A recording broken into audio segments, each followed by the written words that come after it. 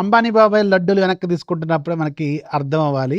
త్వరలోనే మనకి జియో రీఛార్జ్ రేట్లు అనేవి పెరిగిపోతున్నట్టు. రాత్రి మనకి జియో ఫైనల్‌గా కొత్త టారిఫ్‌లని తీసుకొచ్చింది.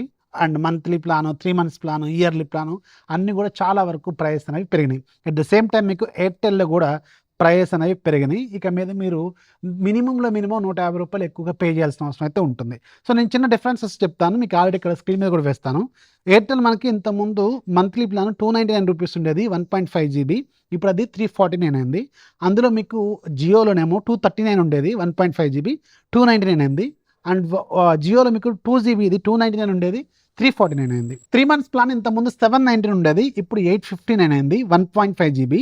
అలాగే జియోలో 666 ఉండేది 799 అయింది. అలాగే మీకు 1 ఇయర్ ప్లాను ఎయిర్టెల్లో 2999 ఉండేది 3599 అయింది, 600 పెరిగింది. అలాగే మీకు జియోలో కూడా 2999 ఉండేది 2.5 జీబీ వస్తుంది, కాకపోతే ఇక్కడ మీకు 3599 అయింది, ఇక్కడ కూడా 600 పెరిగింది.